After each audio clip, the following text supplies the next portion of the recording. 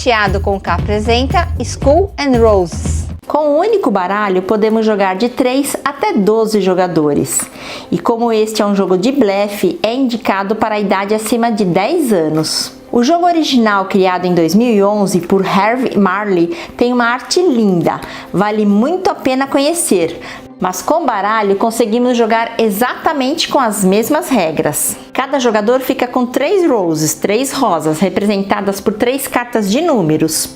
E um skull, um crânio, representado por uma carta de figura, valete, dama ou rei. Eu vou explicar as regras simulando uma partida com 3 jogadores, e para isso separei cartas de naipe vermelho para as rosas e preta para os crânios. Todo o restante do baralho não será usado nesse jogo, ou seja, é uma ótima maneira de você aproveitar aquele baralho velho que está faltando algumas cartas. Para começar, cada jogador pega suas 4 cartas e as deixa na mão, escondida dos outros jogadores.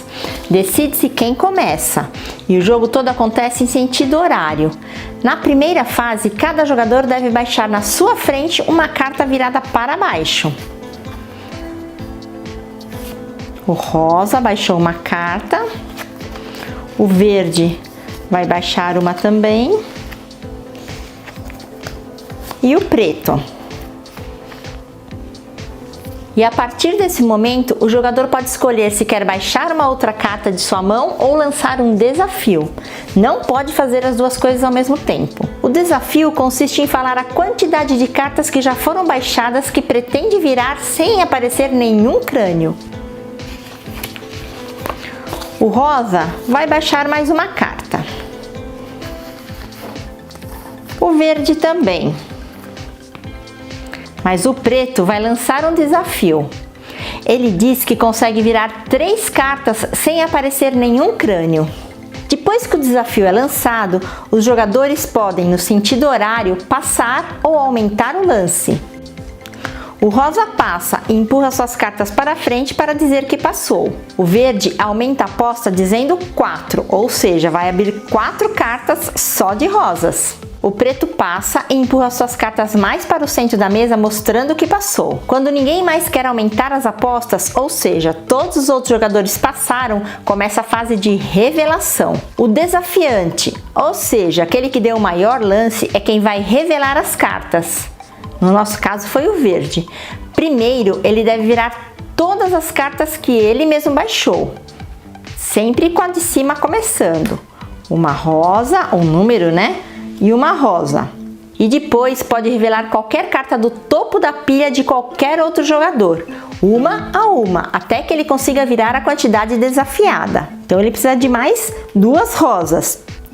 Ele vai virar esta aqui e esta.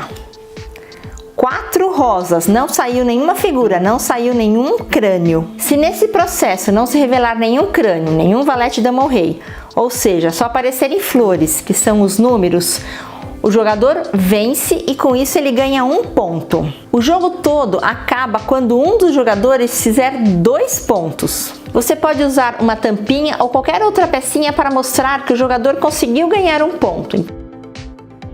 Os jogadores pegam suas cartas de volta, uma nova rodada começa e o primeiro jogador é sempre o desafiante da rodada anterior, com algumas exceções que eu vou falar depois. Então, o verde começa, primeira fase, todo mundo apenas baixa uma carta de sua mão.